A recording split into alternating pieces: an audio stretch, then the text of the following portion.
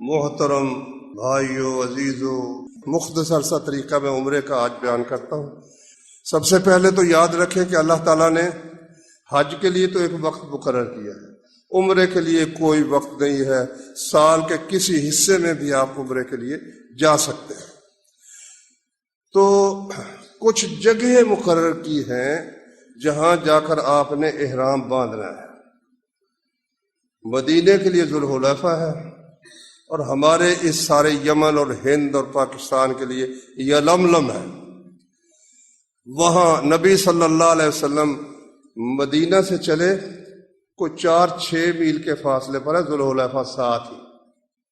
وہاں آپ آئے، رات وہاں ٹھہرے، ظہر کی نماز غسل آپ نے کیا، اور ظہر کی نماز غسل کر کے آپ نے ایک چادر نیچے پہن لی، ایک چادر اوپر لے لی۔ احرام اس چیز کا نام ہے کہ مرد ایک چادر نیچے ایک اوپر، سر اس کا ننگا، قمیص نہیں پہننی، شلوار نہیں پہننی، جرابیں نہیں پہننی، موزے نہیں پہننے۔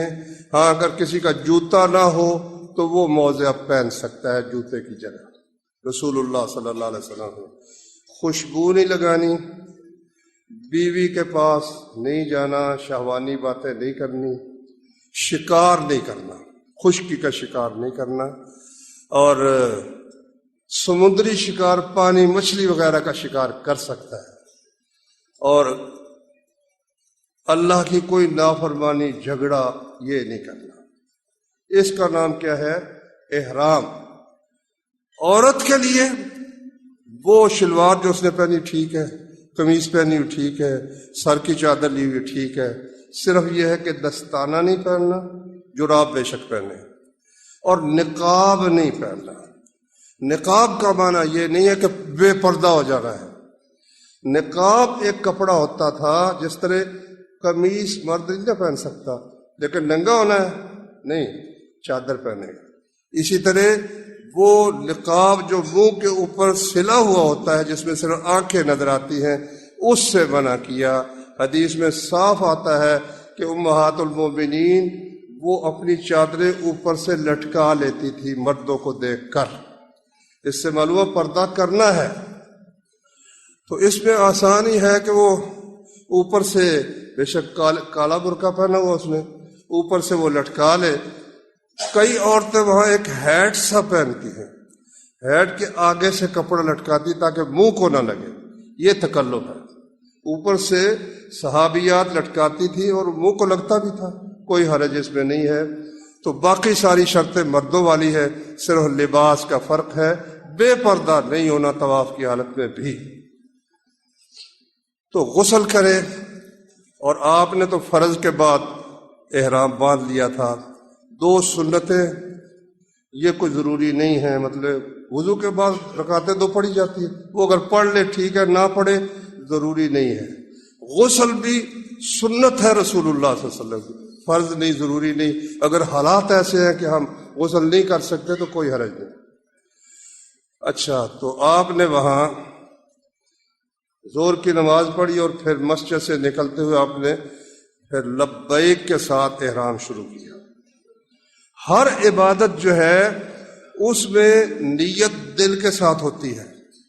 نماز میں نیت دل کے ساتھ ہے، اظہار اس کا کس لفظ کے ساتھ ہے؟ اللہ اکبر کے ساتھ وہ شروع ہوتی ہے۔ حج جو ہے نیت اس کی دل کے ساتھ ہے، لیکن وہ شروع لفظ کے ساتھ منہ سے بولنا ہوگا۔ یعنی یہ جو لبیک ہے نا، یہ نیت نہیں کہتے دیکھو جی حج میں تو زبانی نیت ہوتی ہے، نیت نہیں، نیت دل میں ہے۔ یہ جس طرح سے نماز اللہ اکبر سے شروع ہوتی ہے، اسی طرح احرام لبیک اللہم لبیک سے شروع ہوتا ہے۔ پھر آپ نے عمرہ کرنا ہے تو کہو لبیک بعمرہ، حج کرنا ہے تو کہو لبیک بالحج۔ اب آپ پر وہ ساری پابندیاں لاگو ہو گئی جو عمرے کے لیے لاگو ہوتی ہے۔ اب ہم لوگ یہاں سے چلتے ہیں، وہ یلملم تو دور ہے، اس کا پھر طریقہ یہ ہے کہ آپ گھر سے ہی غسل کر لیں، اور ایئرپورٹ پر جا کر یا وہاں سے غسل کر لیں، اور چادریں بدل لیں۔ بدلنا چاہتے ہو تو بدل لیں، نہیں بدلنا چاہتے تو ابھی نہ بدلیں۔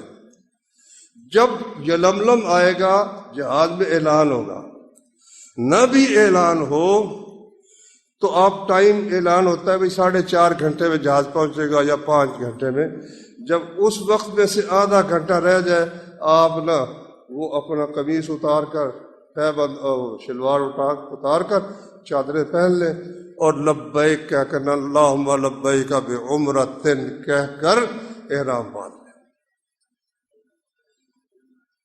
پھر آپ انشاءاللہ جب بیت اللہ میں پہنچیں گے، اگر آپ چاہیں رات آرام کر لیں، کوئی ضروری نہیں کہ جاتے ہی عمرہ کریں، تھکاوٹ ہے بے شک آپ آرام کر لیں، صبح غسل کریں، غسل کر کے تسلی کے ساتھ آپ عمرے کے لیے چلے گئے۔ مسجد میں جب آپ داخل ہوں گے تو آپ نے وہی دعا پڑھنی ہے جو مسجد میں پڑھی جاتی ہے، بسم اللہ والصلاۃ علی رسول والسلام علی رسول اللہ اللہم افتح لی ابواب رحمتک۔ اور ایک اور دعا ہے، آپ نے فرمایا جب وہ کوئی بندہ پڑھتا ہے نا تو شیطان کہتا ہے یہ بندہ مجھ سے تو محفوظ ہو گیا، وہ ہے اعوذ باللہ العظیم وبوجہہ الکریم وسلطانہ القدیم من الشیطان الرجیم۔ اب جاتے ہی آپ نے وہ جو اوپر والی چادر ہے مردوں نے وہ دائیں کندھے کے نیچے سے نکال کر اس کے دونوں جو کنارے ہیں وہ بائیں کندھے کے اوپر ڈال لینے ہیں، دایاں کندھا ننگا کر لینا ہے۔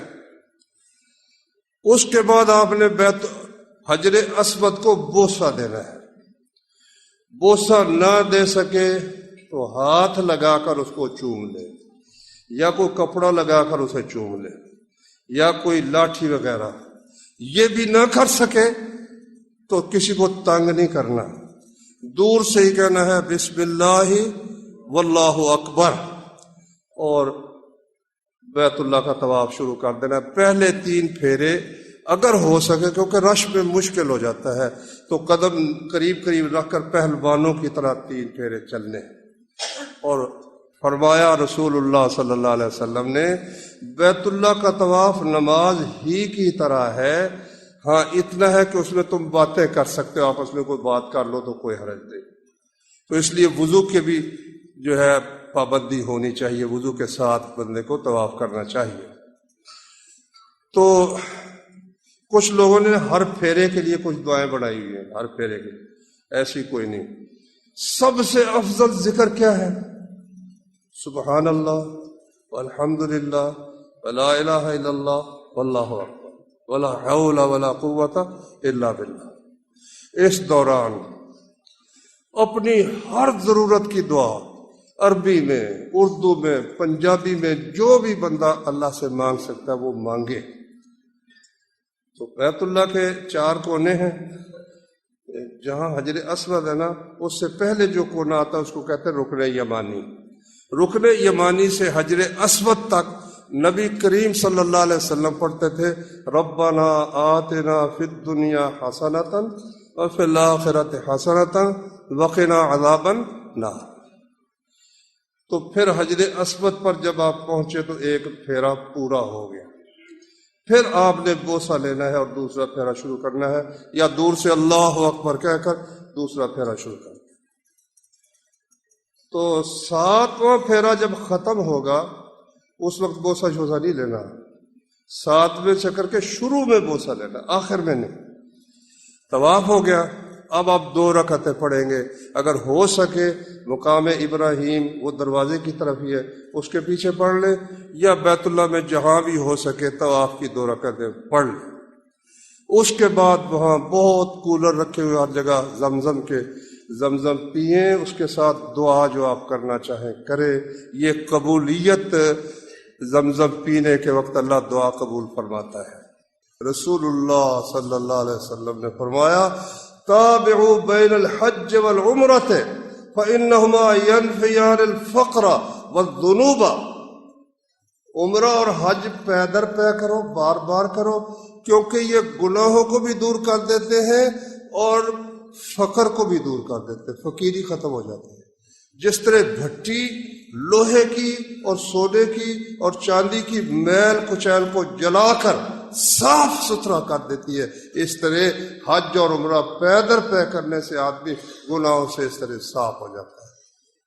اللہ تعالی ہم سب کو اس عمل کی اور اپنے رسول صلی اللہ علیہ وسلم کے تمام احکام کی فرما برداری کی توفیق عطا فرمائے۔